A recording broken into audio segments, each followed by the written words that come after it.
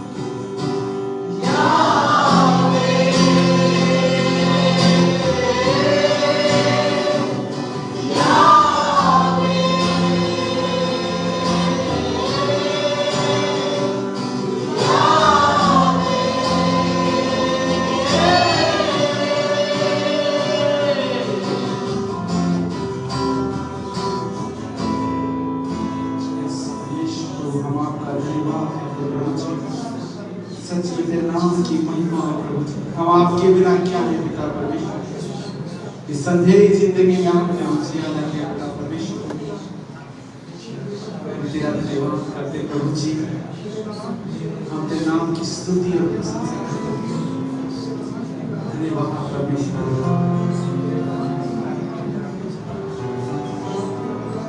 सभी को प्रभु धन्यवाद परमेश्वर। धन्यवाद।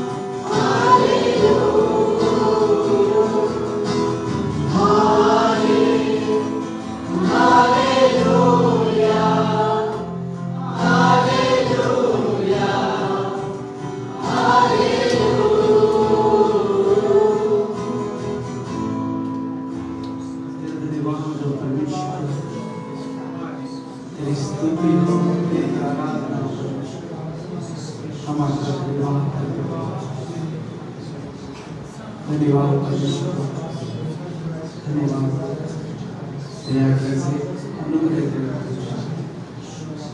इनके प्रार्थना को यीशु मसीह के नाम से आमीन। सब बच्चे मसीह की और सब अपने स्थान पर बैठ जाएंगे। जितने भी छोटे बच्चे हैं, जितने भी कृपया करके संडे स्कूल में जाएं और सीखने को मिलेगा। जितने भी छोटे बच्चे संडे स्कूल जाएंगे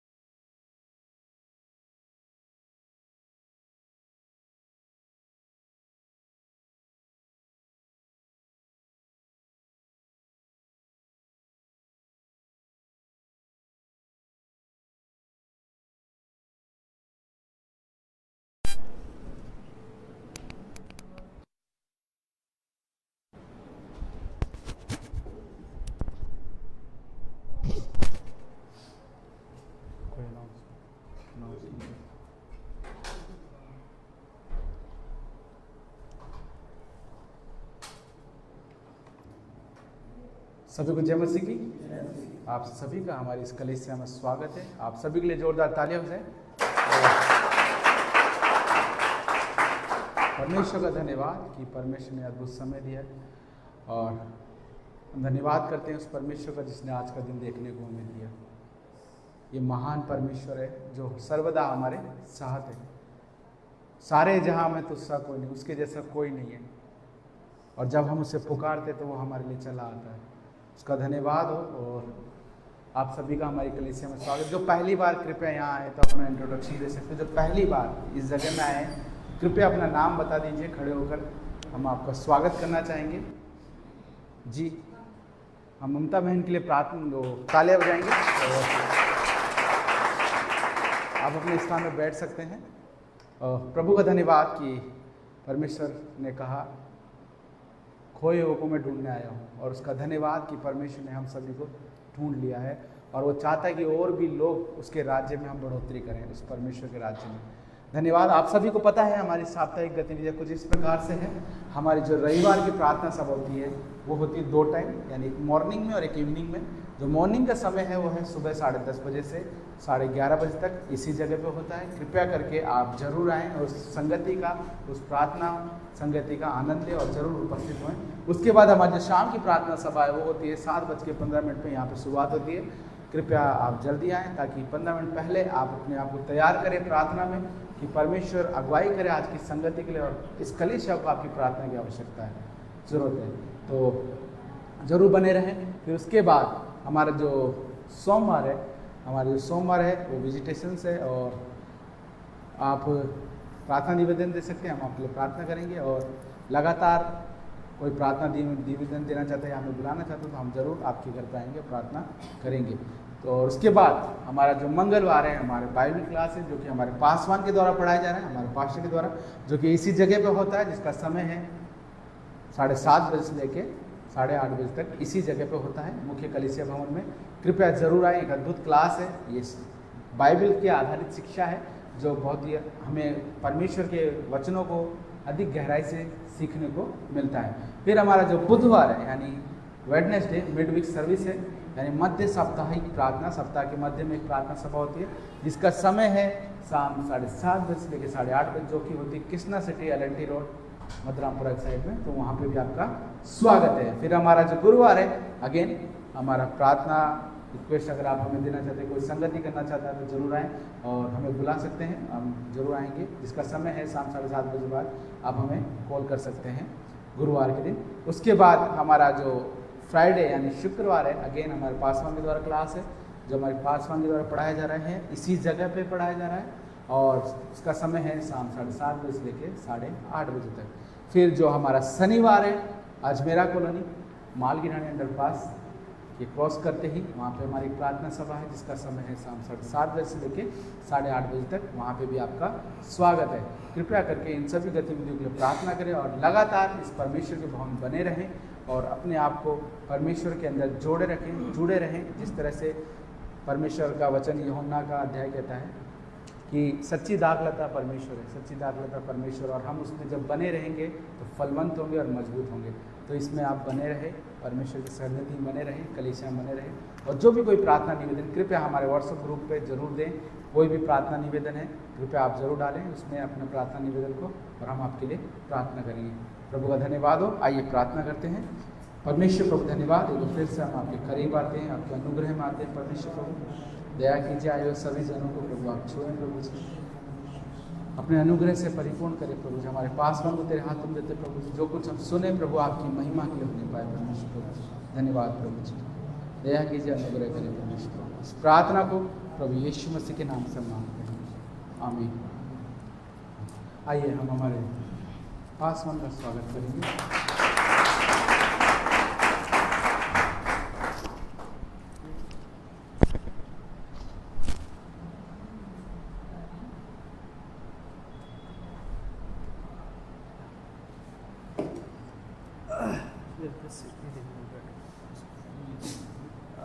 राजेंद्र जी, आपका गमछा चाहिए मुझे।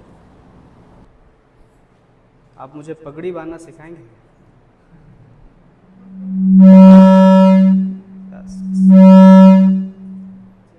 Check check check check. Okay, मुझे पगड़ी बांधने नहीं आता, लेकिन आपने किसान को देखा है? आप लोगों ने किसान को देखा? किसान ऐसा बांधता है पगड़ी, राइट? करेक्ट? सही है? सही है?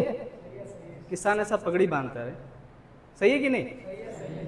गुड, अभी अच्छा लग रहा है। ओके, हम लोग आज मैं आपको ये बात परमेश्वर का वचन मैं बताना चाहता हूँ।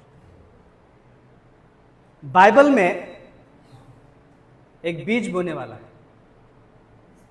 ठीक है? बाइबल में एक बीज बोने वाला है, और मैं चाहूँगा कि वो आप निकालें मरकुस का अध्याय 4:1, ठीक है? मरकुस का अध्याय 4:1 अभी थोड़ा निकाल देता हूँ, गर्मी हो रहा है, उसके बाद ओके। मरकुस का अध्याय 4:1। फिर झील के किनारे उपदेश देने लगा, ओके, और ऐसी बड़ी भीड़ उसके पास इकट्ठी हो गई कि वह झील में एक नाव पर चढ़कर बैठ गया, और सारी भीड़ भूमि पर झील के किनारे खड़ी रही। और वह उन्हें दृष्टांतों में बहुत सी बातें सिखाने लगा, और अपने उपदेश में से उसने कहा, सुनो, एक बीज बोने निकला। बोते समय कुछ मार्ग के किनारे गिरा, और पक्षियों ने आकर उसे चुग लिया। कुछ पथरीली भूमि पे गिरा, जहाँ उसको बहुत मिट्टी ना मिली, और गहरी मिट्टी ना मिलने के कारण जल्द उग गया। और जब सूर्य निकला तो जल गया, और जड़ न पकड़ने के कारण सूख गया। कुछ झाड़ियों में गिरा, और झाड़ियों ने बढ़कर उसे दबा दिया, और वह फल न लाया। परंतु कुछ अच्छी भूमि पे गिरा, वह उगा और बढ़कर फलवंत हुआ, और कोई 30 गुना, कोई 60 गुना, और कोई 100 गुना फल लाया। ओके, आज मैं बातचीत करने वाला हूँ कि विश्राम पाना। परमेश्वर के पास आइए और विश्राम पाइए। Come and take rest. पता है कि हर एक व्यक्ति को विश्राम की ज़रूरत है, और हर एक के जीवन में कहीं ना कहीं एक बोझ है, एक बोझ। और आज मैं उस दोनों चीज़ों को समझाने वाला हूँ बड़ा विधिवत तरीके से, लेकिन उससे पहले हम प्रार्थना करते हैं। आप सबके जीवन में कहीं ना कहीं बोझ होंगे, बीमारी का बोझ, डर का बोझ, कर्ज का बोझ, निराशाओं का बोझ, रिश्तों का बोझ, चिंताओं का बोझ, संसार का बोझ, समाज का बोझ, कई सारे बोझ। और हम उस बोझ को लेके चलते हैं, और हम सोचते हैं कि मुझे इस बोझ से कौन छुटकारा देगा, मुझे कौन है हमारा बोझ लेगा अपने ऊपर। सो आइए हम प्रार्थना करते हैं 1 मिनट के लिए। अपने सरों को झुकाएं और आज के वचन को सुनने के लिए अपने हृदय को उस उपजाऊ भूमि के समान बनाएं। परमेश्वर धन्यवाद, हम आपके करीब आते हैं प्रभु, हम आपकी महिमा करते हैं परमेश्वर, हम आपके नाम को ऊंचा उठाते हैं परमेश्वर। प्रभु यहाँ पर आए हुए हर व्यक्ति को छूइए पिता, हर एक के जीवन में प्रभु आपका शांति, अनुग्रह, छुटकारा, चंगाई मांगते परमेश्वर। अनेकों प्रकार का बोझ, जो निराशाएं, चिंताएं, बीमारी, कमजोरी, थकान, कई सारी चीज़ें हैं प्रभु। कई बार हम उन बोझ को लेके चलते हैं, लेकिन परमेश्वर आपका वचन कहता है मेरे पास आओ, मेरे पास आओ, मुझे मेरे पास विश्राम है, मेरे पास छुटकारा है, मेरे पास चंगाई है, मेरे पास जीवन है, मेरे पास शांति है, मेरे पास अपना बोझ मुझ पर दे दो, अपना बोझ मुझे दे दो, ताकि तुम विश्राम पाओ। परमेश्वर आज हमसे बातचीत करें, हमें छूए परमेश्वर, हमें छुटकारा दे प्रभु। धन्यवाद ईश्वर, प्रभु हम सबसे बातचीत करें, सारा आदर महिमा आपको देते हैं परमेश्वर। आज बहुत सारे लोग यहाँ से बोझ से छुटकारा पा के जाएं प्रभु। हम चाहते हर एक के जीवन को आप छूना परमेश्वर, क्योंकि आपका वायदा, आपके वायदे में सामर्थ्य है परमेश्वर, आपके वचन में सामर्थ्य है, संगति में सामर्थ्य, प्रार्थना में सामर्थ्य, वचन में सामर्थ्य, और वचन छूने पाए प्रभु, बोझ से छुटकारा देने पाए परमेश्वर। हम हर एक से बातचीत करिए प्रभु। धन्यवाद यीशु, इस प्रार्थना को विश्वास के साथ प्रभु यीशु के नाम से मांगते हैं, आमीन आमीन। वाह, सो आप सभी का स्वागत है आज की सभा में, प्रेज़ द लॉर्ड, और आप सभी का धन्यवाद। सो आज मैं बातचीत करने वाला हूँ मत्ती का 11:28, आओ मैं तुम्हें विश्राम दूंगा, आओ मैं तुम्हें विश्राम दूंगा। लेकिन वहाँ पे आज हम बातचीत कर रहे थे कि मरकुस के अध्याय 1 में हम वहाँ पे पहले जाएंगे, और वहाँ पे हम देखते हैं कि एक किसान बीज बोने के लिए निकला, राइट। तो अभी मुझे किसान बनना है, ठीक है। किसान जो है बीज बोने के लिए निकला। माइक यहाँ पे रखते, अभी हम पगड़ी बांधेंगे। किसान जैसा होता है, ठीक है। आई होप कि आप समझ रहे हैं, ओके। ऐसा देखा आप लोगों ने, किसान देखा, राइट। किसान ऐसा रहता है, और किसान के हाथ में ये ताली होती है, एक बड़ा सा, और उसके अनाज होता है, राइट।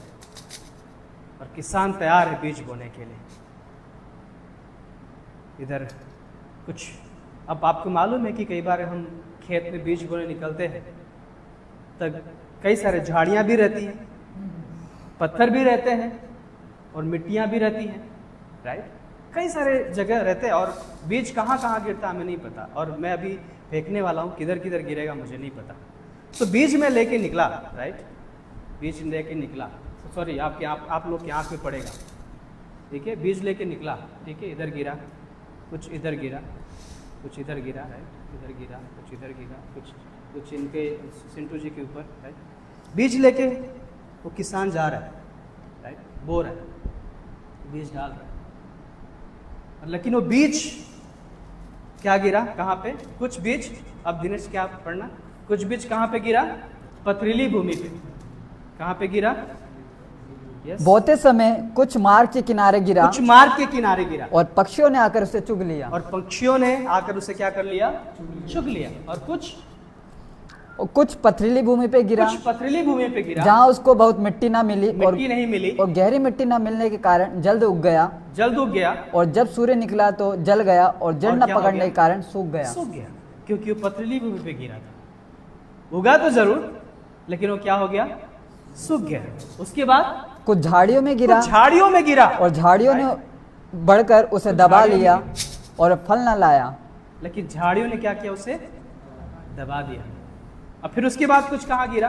परंतु कुछ अच्छी भूमि पे गिरा कुछ और अच्छी भूमि उगा पे गिरा। और बढ़कर फलवंत हुआ, कोई 30 गुना, कोई 60 गुना, कोई 100 गुना फल लाया। 100 गुना फल लाया। अब किसान ने अपना काम किया, बीज बो दिया।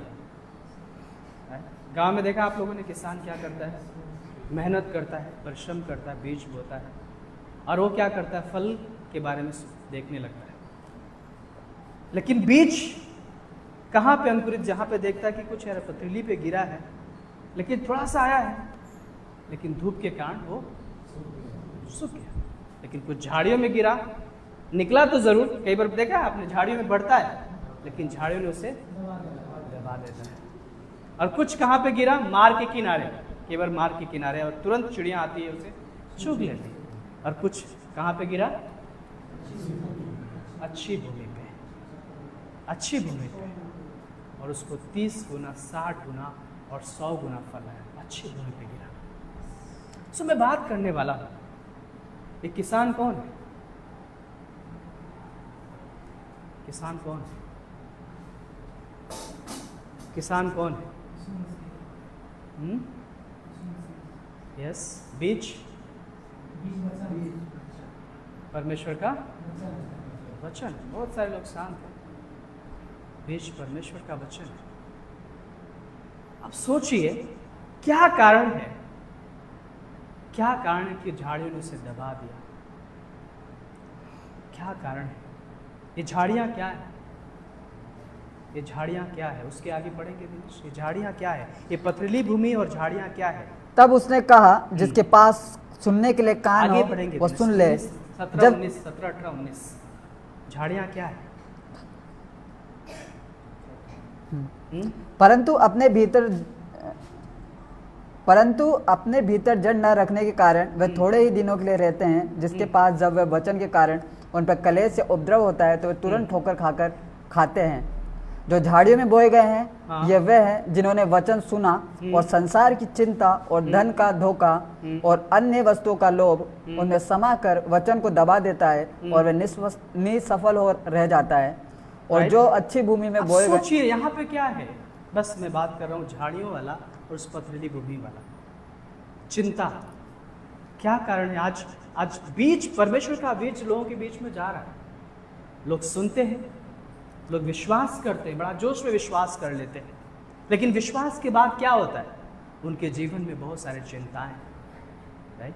वो चिंताएं, उनके जीवन में बहुत सारी चिंताएं, एक बोझ, राइट? उनके जीवन में एक बोझ है ना? एक बोझ, चिंताओं का बोझ, बीमारी का बोझ, निराशाओं का बोझ, कर्ज का बोझ, कई सारी चीजें बोझ, और बोझ में जी रहे, हर दिन बोझ में चल रहे, राइट?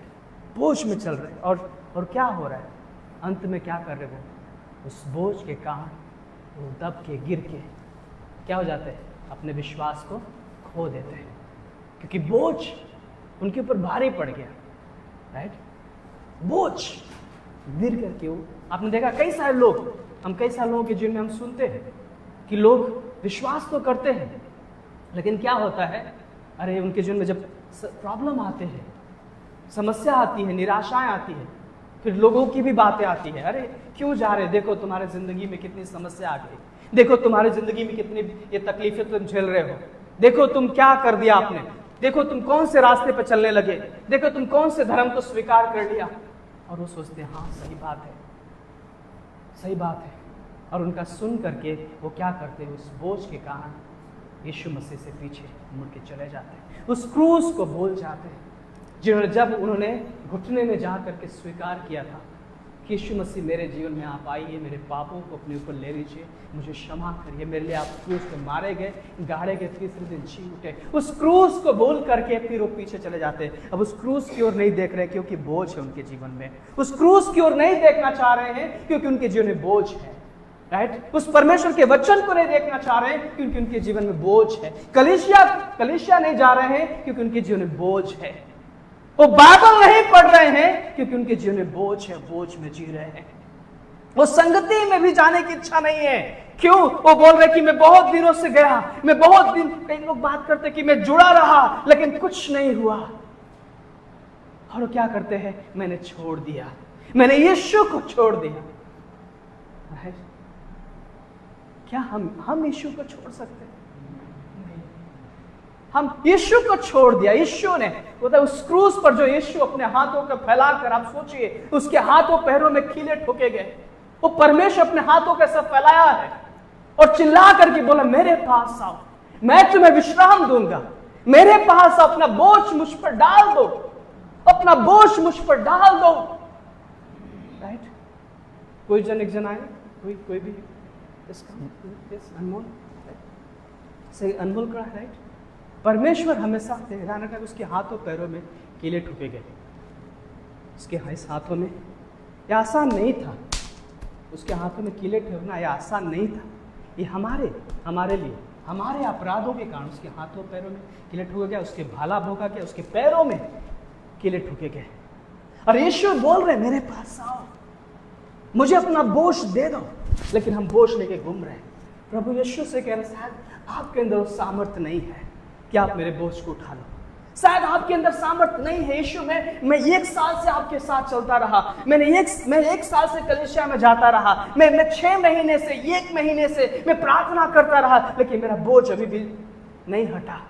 मेरे बीमारी का बोझ, मेरे चिंताओं का बोझ, मेरे निराशाओं का बोझ, मेरे कमजोरियों का बोझ, मेरे कर्ज का बोझ, अभी तक मैं निराश हूं। लेकिन यीशु क्या कह रहे हैं? अपना बोझ मुझ पर डाल दो। यीशु क्या कर रहे हैं? अपना बोझ मुझ पर डाल दो। लेकिन वो बोझ लेके चल रहे हैं। आप समझ रहे हैं? लेकिन मैं बोझ देना नहीं चाह रहा। यीशु कह रहे हैं अपना बोझ मुझे दो, मेरे पास आओ। अगर तुम थक गए हो बीमारी से, निराशाओं से, कमजोरियों को, अपना बोझ ले लेकर के तुम थक गए हो, मेरे पास आओ, अपना बोझ मुझे दे दो। मुझे यीशु को अपना बोझ देने की जरूरत है। यीशु आपके लिए, हम सब के लिए, इस सारे संसार के लिए, इस सारे मानव जाति के लिए, सारे समाज के लिए, सारे गांव शहर के लिए, हर एक व्यक्ति के लिए यीशु ने अपना प्राण दिया। यीशु आपके लिए मारा गया उस क्रूस पर, वो गाड़ा गया, वो कब्र में गया, और तीसरे दिन जी उठा। और वो परमेश्वर कहता कि अपना बोझ मुझे दे दो। लेकिन हम बोझ लेके घूम रहे हैं। नहीं, शायद मेरी प्रार्थना प्रभु यीशु नहीं सुन रहे हैं। मैं 6 साल से, मैं 6 महीने से मैं बोझ लेके चल रहा हूं। मेरी प्रार्थना, मैं पास्टर से भी कहा, मैं कलीसिया में भी गया, लेकिन मेरी प्रार्थना, मेरा बोझ, मेरा बोझ, मेरा बोझ। राइट? वही बीज है जो झाड़ियों में लगा, जो झाड़ियों में गिरा, झाड़ियों ने उसे दबा दिया। बीमारी, निराशाएं, चिंताएं। अय्यूब के जीवन को आपने देखा बाइबल में अय्यूब के जीवन में सब कुछ खत्म होने के बावजूद भी वो राख पे बैठा था। उसके शरीर में बीमारी था, उसका शरीर के, उसकी सारी समस्याएं, सब कुछ ऐसा लग रहा था उसके जीवन में डाल दिया गया है।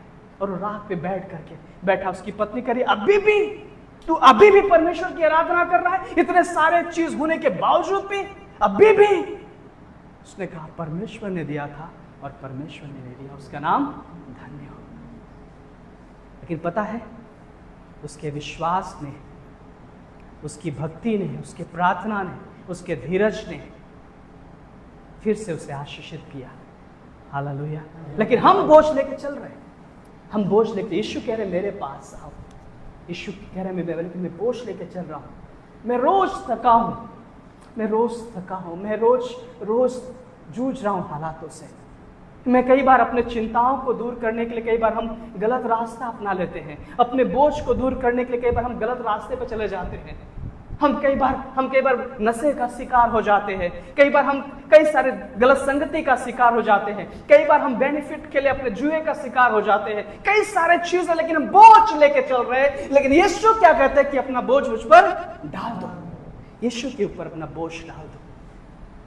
वाह, जब अपना बोझ हम उसके ऊपर डाल देते हैं, हम रिलैक्स हो जाते हैं, हम विश्राम मिलता है। परमेश्वर में विश्राम देना चाहता है, परमेश्वर विश्राम देना चाहता है। वो चाहता कि आपको विश्राम मिले, लेकिन कैसे? जब आप बोझ यीशु पे डालोगे। आइए बैठ जाइए। यस, बोझ यीशु पे डालेंगे। ओके, आगे बढ़ते हैं। ध्यान रखना, बाइबल में एक स्त्री है, बाइबल में एक स्त्री है जिसको 12 वर्ष से लहू बह रहा था, राइट? उसको बीमारी का बोझ 12 वर्ष से, सब कुछ उसने, बहुत सारे पैसे लगाया, सब कुछ लगा दिया उसने, उसके पास जितना था सब कुछ लगा दिया। वो बोझ में जी रही थी, बीमारी का बोझ, बीमारी का बोझ। जो थक चुकी थी, वो रास्ता ढूंढ रही थी कि कोई शायद कोई हो जो मेरी मदद करे, मुझे इस बोझ से बाहर निकाले। राइट, उस बीमारी का बोझ 12 वर्ष, आप सोचिए, वो 12 वर्ष से जूझ रही थी उस बीमारी से। लेकिन उसने सुना यीशु के पास जाने की जरूरत है, यीशु के पास आई हो, और यीशु के पास अपनी बीमारी को यीशु के चरणों में रख दिया। उसे विश्वास था कि ये बोझ, ये मेरी बीमारी यीशु दूर कर सकते हैं।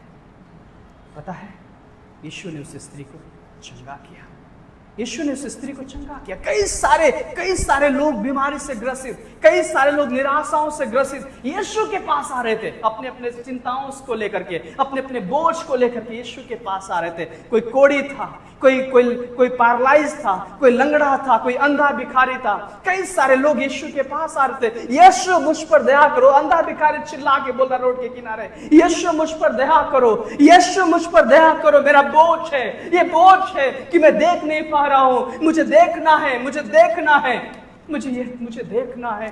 यीशु ने उसके बोझ को दूर किया, उस बीमारी के बोझ को दूर किया, उस अंधेपन के बोझ को दूर किया, राइट, उस अंधेपन के बोझ को दूर किया। बहुत सारे लोग, मेरे भाई और बहनों, आज पता है, कई बार लोग विश्वास करते हैं, लेकिन वही चिंताएं उन्हें दबा देती है। बड़ा जोश में आते हैं स्टार्टिंग में, अरे प्रेज द लॉर्ड, यीशु अच्छा है, हालेलुया, क्रिसमस अच्छा है, हालेलुया, क्रिसमस, ओ क्रिसमस, जिंगल बेल, राइट, बहुत अच्छा है। लेकिन कुछ समय के बाद धीरे धीरे उनके जीवन में जब परेशानी आती है, निराशाएं आती है, फिर क्या होता है पता है? नहीं, हम कलीसिया नहीं जा रहे। क्यों? कुछ नहीं हुआ, मैंने प्रार्थना किया, कुछ नहीं हुआ, राइट? पता, जैसे उस पतरस के समान, पतरस पता है उस बोट पे बैठा था। पतरस, बाइबल में एक पतरस है, अपने परिवार की कमाई के लिए, अपने परिवार की जरूरतों के लिए वो पूरी रात मछली पकड़ता है, पूरी रात, और बोट के किनारे ऐसे बैठा था, राइट? समौन पतरस, और यीशु उसके पास आते हैं, पतरस क्या हुआ? नाव को, जाल को गहराई में लेके चल। पतरस कहता, प्रभु मैंने पूरी रात मेहनत किया है, राइट? पूरी रात मेहनत किया मैंने, मुझे पता है कुछ नहीं होने वाला है, पूरी रात मैं थक चुका हूं प्रभु। अब मैं यही सोच रहा हूं कि कल मैं जब जाऊंगा सुबह, अपने बच्चों को मैं क्या लेके जाऊंगा। वो पूछेंगे कि पिताजी तुम आए, लेकिन क्या लेके आए? कुछ नहीं है आपके हाथों में, झोले में क्या है? कुछ नहीं है। मैं वही सोच रहा हूं, मैं क्या लेके जाऊंगा अपने बच्चों के पास। मैंने पूरी रात मेहनत की, राइट? कई बार लोग मिलते हैं आपको और ऐसे बात करते, मैं थक चुका हूं अपनी समस्याओं से, मैं थक चुका हूं अपनी निराशाओं से, मेरा बिजनेस नहीं चल रहा है, मेरे बच्चों की पढ़ाई नहीं हो रही, मैं रेंट नहीं भर पा रहा हूं, मैं बीमार हूं, मैं निराश हूं, मुझे जॉब नहीं लग रहा है, मेरे खेती में भूमि उपजाऊ नहीं है, मेरा खेती खराब हो रही है, मेरे बच्चों की शादी नहीं हो रही है, कई सारे बोझ, राइट? और लोग जूझ रहे हैं, वो जूझ रहे हैं एक भारी बोझ के कारण। पता है, उन्हें यीशु कहते, मेरे पास आओ, मेरे पास आओ, मेरे पास आओ, मैं तुम्हें विश्राम दूंगा, मेरे पास, अगर तुम थके हो मेरे पास आओ, अगर तुम निराश हो मेरे पास आओ, तुम्हारे पास बोझ है वो बोझ मुझे दे दो। ध्यान रखना कि इतिहास में यीशु मसीह ने आज से 2000 साल पहले जो आपके लिए अपना लहू बहाया, वो सामर्थ्य लहू यीशु ने आज से 2000 साल पहले जो बहाया, वो हमारे और आपके लिए था, हमारे छुटकारे के लिए था, हमारे बोझ से छुटकारे के लिए था, हमारे बीमारी से छुटकारे के लिए था, हमारे पापों से छुटकारे के लिए था, हमारे निराशाओं से छुटकारे के लिए था। लेकिन बाइबल ये कहती कि मेरे पास आओ। यीशु कहते मेरे पास आओ, मेरे पास आओ। लेकिन हम क्या कहते? नहीं मेरे, शायद आप मेरे बोझ को ठीक नहीं कर सकते, शायद आप मेरी निराशाओं को ठीक नहीं कर सकते, और हम संसार की ओर दबते चले जाते। ध्यान रखना, इजराइल में इजरायली लोगों को पता है, जब मिस्र देश में थे उनके ऊपर भारी बोझ डाला गया था, भारी बोझ, और वो लोग बोझ को उठा नहीं पा रहे थे और चिल्ला के कहरा के बोल रहे थे, मुझे बचाओ, हे परमेश्वर मुझे बचाओ, हमें बचाओ इस बोझ से।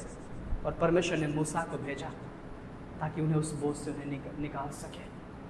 मेरे भाई और बहनों, परमेश्वर का जो वचन है वो हमें छुटकारा देना चाहता है, परमेश्वर का वचन हमें शांति देना चाहता है, परमेश्वर का वचन हमें चंगाई देना चाहता है, परमेश्वर का वचन हमें नया जीवन देना चाहता है, परमेश्वर का वचन हमारे जीवन में शांति लेके आना चाहता है। प्रेरितों के काम अध्याय अगर आप पढ़ेंगे, वहां पे प्रेरितों काम 2:1 में वहां पे क्या हो रहा है पता है? वहां पे बहुत सारे लोग इकट्ठा हैं, 3000 प्लस काफी लोग वहां पे इकट्ठा हैं। पता है, पढ़ेंगे एक से पढ़ेंगे। दिनेश ध्यान से सुनिए, आप लोग ध्यान से सुनिए। जब पिन्तेकुस्त का दिन आया तो वे सब एक जगह इकट्ठे हुए, सारे एक जगह इकट्ठे हुए। एकाएक आकाश से बड़ी आंधी सी सनसनाहट का शब्द हुआ, शब्द सुनाई दिया, और सारा घर जहां वे बैठे थे वो लोग बैठे गूंज गया, हिल गया, बुझ गया, और उन्हें आग की सी जीवें फटती हुई दिखाई दी, और उनमें से हर एक पर आप ठहरी, और वे सब पवित्र आत्मा से भर गए। वो सब, उसमें से एक आग की जीभ जैसे फटती हुई दिखाई दी और सबके ऊपर उतरी और सामर्थ से भर गए, और चिल्लाने लगे लोग, रोने लगे लोग, रोने लगे, चिल्लाने लगे, क्योंकि सामर्थ उनके ऊपर उतरा था, परमेश्वर का वचन उनके ऊपर उतरा था, परमेश्वर की पवित्र आत्मा उनके ऊपर उतरा था, परमेश्वर का सामर्थ उनके ऊपर उतरा था। फिर क्या हो रहा है? वे सब पवित्र आत्मा से भर गए, और जिस प्रकार आत्मा ने उन्हें बोलने की सामर्थ्य दी, वे अन्य भाषाएं बोलने लगे। आकाश के नीचे की हर एक जाति में से भक्त यहूदी यरूशलेम में रह रहे थे। जब वे शब्द हुआ तो भीड़ लग गई और लोग घबरा गए। वहां पे लोग घबरा गए, पता है, वो सारे इकट्ठे थे, वो सभाएं चल रही थी, वहां पे लोग घबरा गए। वो शब्द सुन करके, वो पवित्र आत्मा का सामर्थ जब उतरा उनके ऊपर, ध्यान रखना, पवित्र आत्मा का सामर्थ जब उनके ऊपर उतरा, वो लोग दंग रह गए, क्या हो रहा है? लोग चिल्ला रहे थे, लोग रो रहे थे, लोग एक दूसरे की भाषाएं बोल रहे थे। पता है, लोग मारवाड़ी यूपी की भाषा बोल रहे हैं, समझिए, मारवाड़ी यूपी की भाषा बोल रहे हैं, और यूपी वाले मराठी भाषा बोल रहे हैं, और मराठी वाले जो है उधर कन्नड़ भाषा बोल रहे हैं, सब एक दूसरे की भाषा बोलने लगे, सब चालू हो गया। अरे क्या हो रहा है? ये तो मेरी भाषा है, ये तो मेरी भाषा है। लोग चिल्ला चिल्ला के बोल रहे थे, क्योंकि सामर्थ उनके ऊपर उतरा था, लोग छुटकारा पा रहे थे, लोग चंगाई पा रहे थे।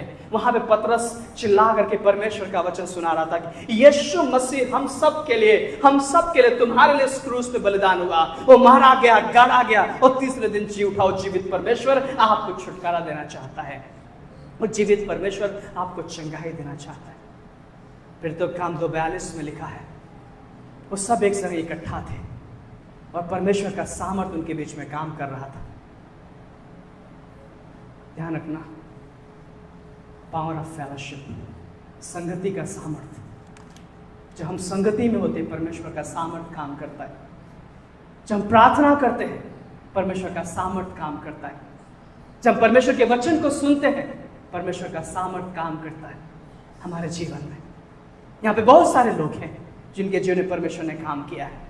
यहाँ पे बहुत सारे लोगों के जीवन में गवाहियां हैं, राइट? कितने लोगों के जीवन में गवाहियां? अपने हाथों सही में हाथों को उठाएंगे, सही में, झूठ नहीं, क्योंकि आप परमेश्वर के भवन में हैं, राइट? हर एक के जीवन में गवाहियां हैं, राइट? हर एक के जीवन में गवाहियां हैं। यहाँ पे अमन है, अमन की जीव में बड़ी गवाहियाँ हैं। यहाँ पे जितने लोग हैं, यहाँ पे ऐसा कोई नहीं है कि जिनके जीव में गवाही नहीं। ये परमेश्वर के सामर्थ्य का काम है, उसके वचन का काम है, ये प्रार्थना के सामर्थ्य का काम है। राइट, ध्यान रखना कि हम कई बार विश्वास से, शैतान नहीं चाहता कि आप संगति में बने रहें, शैतान नहीं चाहता कि आप परमेश्वर की संगति बने रहें। कलीसिया क्या है पता है? कलीसिया एक गार्डन है। कलीसिया एक गार्डन है। गार्डन आपने देखा है? Jawahar circle garden, city park garden, बहुत सारे गार्डन हैं। गार्डन में लोग क्यों जाते हैं? हाँ, घूमने के लिए, वहाँ पर रेस्ट करने के लिए। बहुत अच्छा लगता है, हरियाली देख के उन्हें विश्राम, लोग वहाँ पे सोते हैं, वहाँ पर रेस्ट करते हैं, वहाँ पे पिकनिक मनाते हैं, लोग फेलोशिप करते हैं, वहाँ पे आनंद आता है, वहाँ पे सुकून मिलता है। कई सारे लोग चिंताओं से दबे रहते, वहीं पे जाके बैठ जाते हैं, रिलैक्स हो जाते हैं। राइट, गार्डन में अलग अलग पेड़ पौधे दिखाई देता है ना, अलग अलग प्रकार का पेड़ पौधे हैं। अमरूद का पेड़ है, आम का पेड़ है। राइट एरोशा, राइट, आपका जैसे उधर पहाड़ों में बहुत सारे पौधे लगे, आम का पेड़ है, अमरूद का पेड़ है।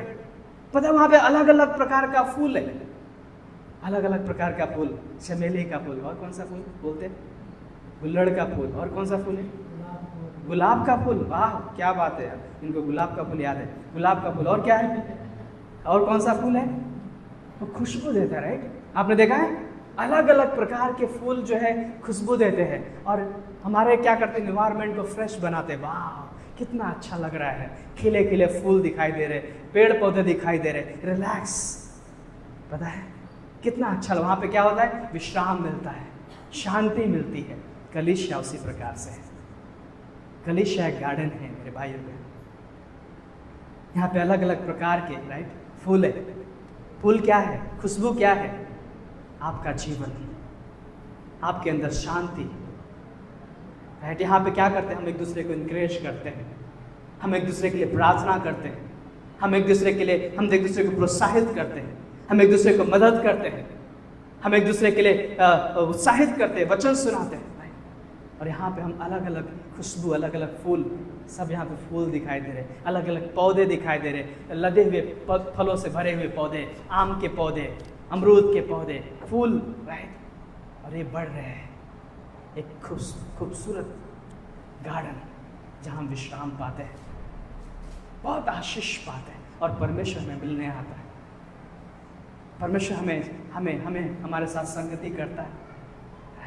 सो ध्यान रखिए मेरे भाई और बहनों, जब हम परमेश्वर के संगति में होते हैं उसके आनंद को अनुभव करते हैं। जब हम परमेश्वर के संगति में होते हैं उसके सामर्थ को हमारे जीवन में देखते हैं। जब हम परमेश्वर के संगति में होते हैं परमेश्वर के चमत्कार को हमारे जीवन में देखते हैं। हम जब परमेश्वर के संगति में होते हैं उसके आशीष को हमारे जीवन में देखते हैं। राइट, उस संगति में बदलता है, परमेश्वर का संगति में बदलता है। परमेश्वर का संगति हमारे बोझ से हमें छुटकारा देता है। जब हम उस पर विश्वास करते हैं और कहते हैं प्रभु ये बोझ मैं आपके ऊपर सौंपता हूं। मेरे भाई और बहनों, मैं आपको बताना चाहता हूँ कि परमेश्वर आपको विश्राम देना चाहता है। जब हम कलीसिया में आते हैं, पहला पॉइंट, हम विश्राम पाते हैं। जब हम कलीसिया में आते हैं हम विश्राम पाते हैं। जैसे हम गार्डन में जाते हैं विश्राम मिलता है, वैसे कलीसिया में आते हैं हम विश्राम पाते हैं। जब हम कलीसिया में आते हैं हम आनंदित होते हैं क्योंकि परमेश्वर का वचन में छूता है। जब हम कलीसिया में आते हैं हमें चंगाई मिलती है। जब हम कलीसिया में आते हैं हमारा बोझ, निराशाओं का बोझ, बीमारी का बोझ हमारे जीवन से अलग हो जाता है। राइट, यीशु मसीह बंधनों से छुटकारा देने के लिए, अंधों को आंखें देने के लिए, लंगड़ों को चंगा करने के लिए इस दुनिया में आया था, लोगों को विश्राम देने के लिए इस दुनिया में आया था।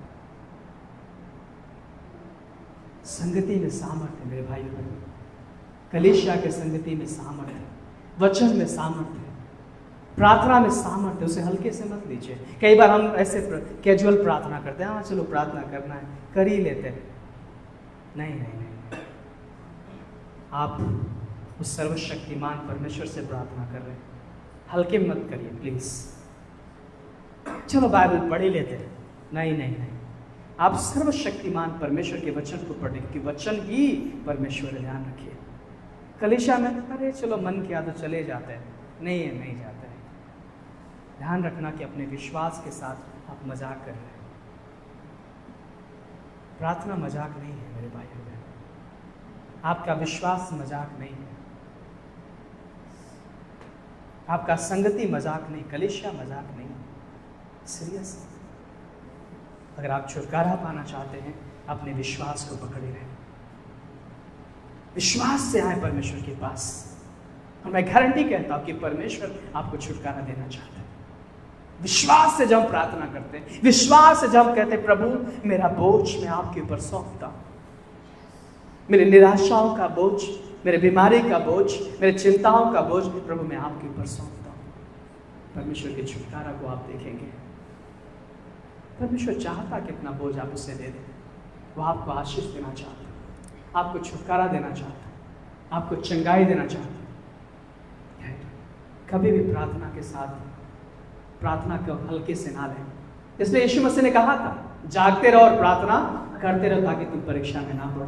क्यों?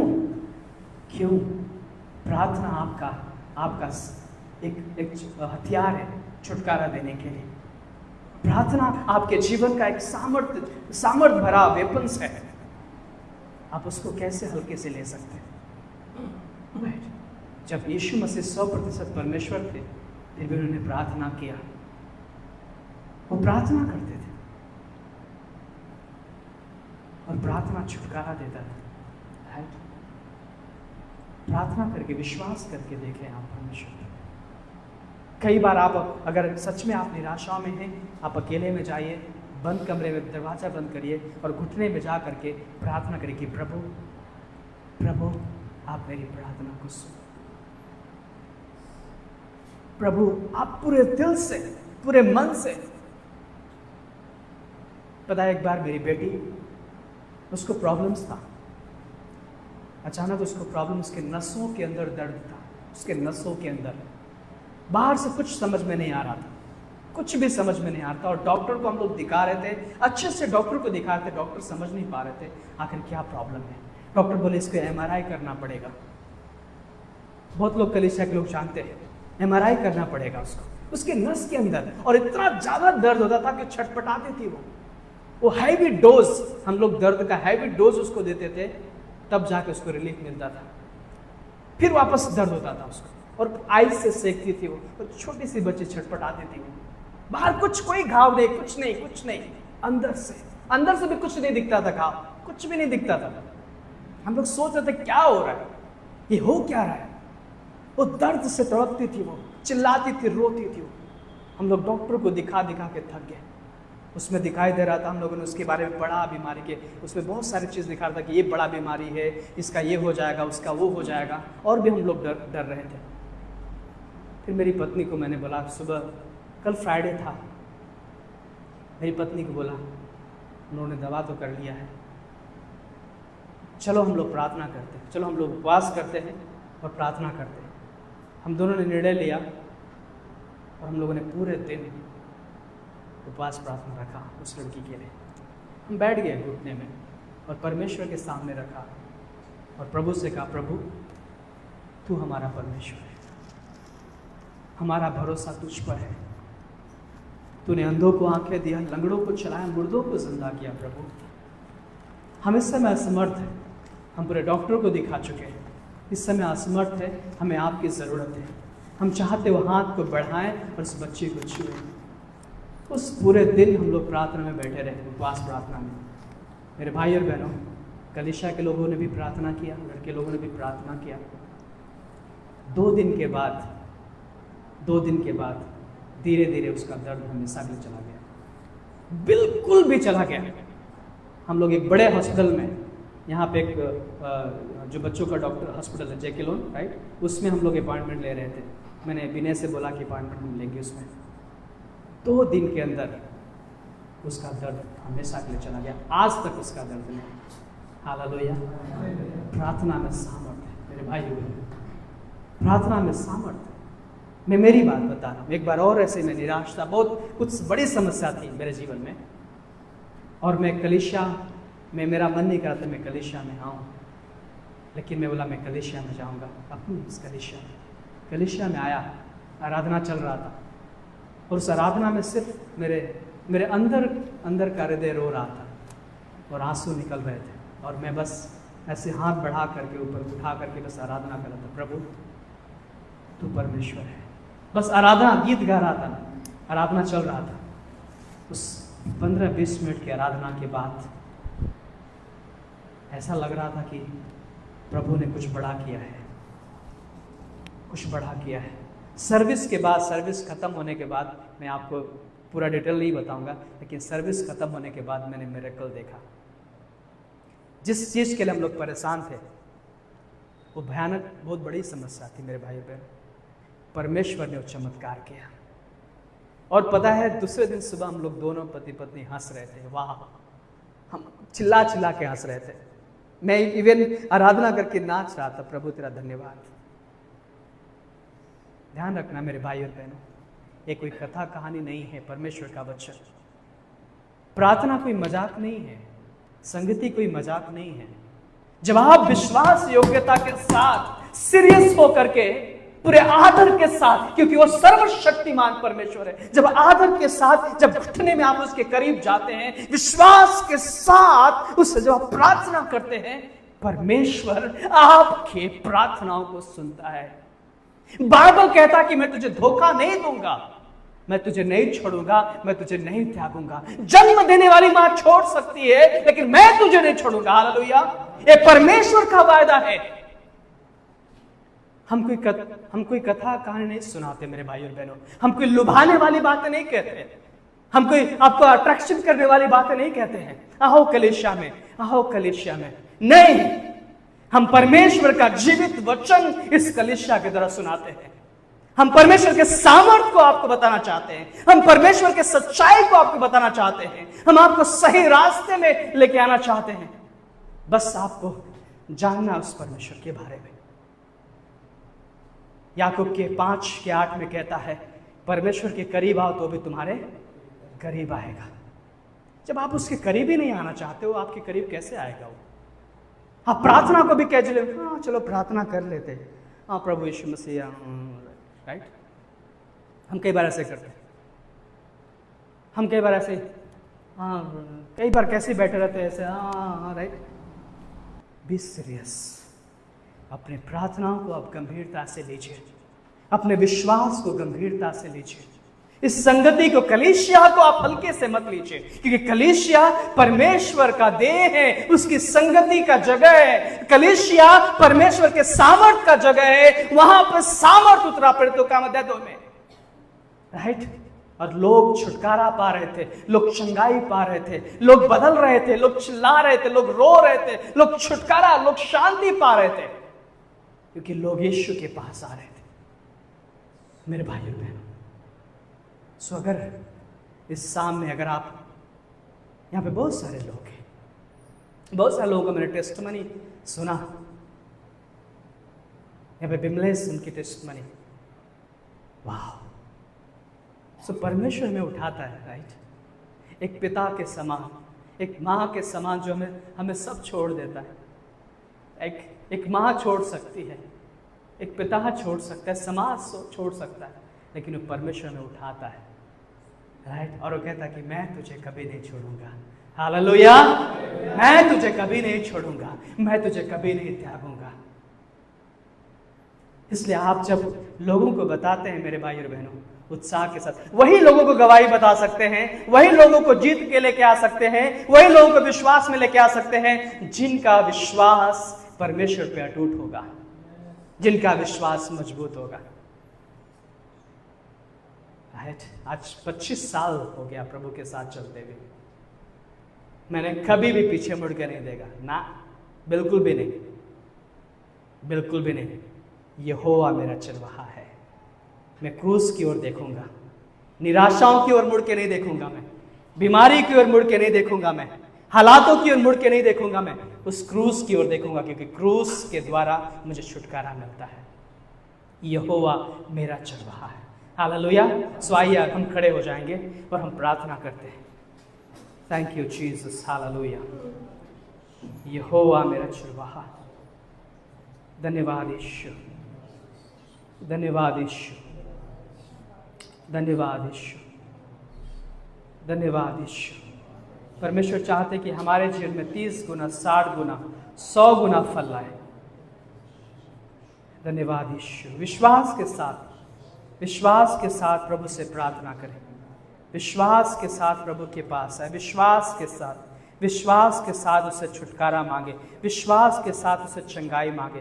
विश्वास के साथ उससे प्रार्थना करें। विश्वास के साथ आशीष मांगे। विश्वास के साथ कहे प्रभु तू मेरा चरवाहा है। विश्वास के साथ कहे प्रभु तू मेरा चरवाहा है। विश्वास के साथ कहे प्रभु तू मेरा पिता है।